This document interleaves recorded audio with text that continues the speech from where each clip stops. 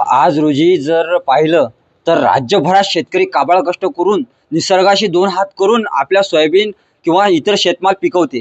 परंतु शासनाचे हे जे धोरण आहेत हे आमच्या मुळावर उठलेले आहेत आणि आमच्या शेतकऱ्याला आत्महत्येच्या दारात उभं करायची व्यवस्था एक प्रकार निर्माण केल्या जात आहे.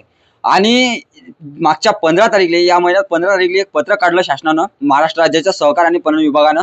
आणि त्यानुसार सर्व जे खरेदी केंद्र आहेत हे प्रभावित झालेले आहेत. राज्यातील शेतकऱ्यांच्या सोयाबीन पिकाची खरेदी होऊ शकत नाही. आणि हे जे निर्णय घेतला हा 2024च्या ऑक्टोबर महिन्यात केंद्र सरकारनं दिलेल्या निर्देशानुसार काढलेला आहे.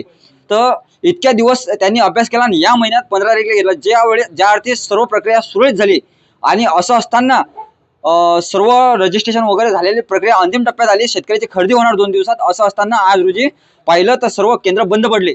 शेतकऱ्याचा घरातला माल, या शेतकऱ्याचा माल हा घरात पडलेला आहे. याला हरभऱ्याची पेरणी करायची आहे, रब्बीची पेरणी करायची आहे, याला कांदा पेरायचा आहे.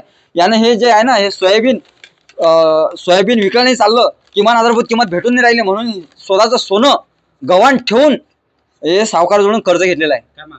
आमची मागणी एकच आहे किंवा आमच्या काही करा, आमचं सोयाबीन खरेदी करा, तात्काळ सर्व सेंटर चालू करा.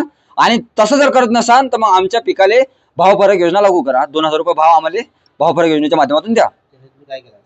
त्याच्यासाठी आम्ही जिल्हा पदाधिकारी कार्यालय अकोला येथे झोपा काढू राहिलो. त्या दुसरा पर्याय नाही शेतकऱ्याच्या पुढे, कारण हे विभाग जर झोपत असेल तर आम्हाला पर्याय नाही. आम्ही शेतकरी सुद्धा झोपणारच आहे या कार्यालय देऊन.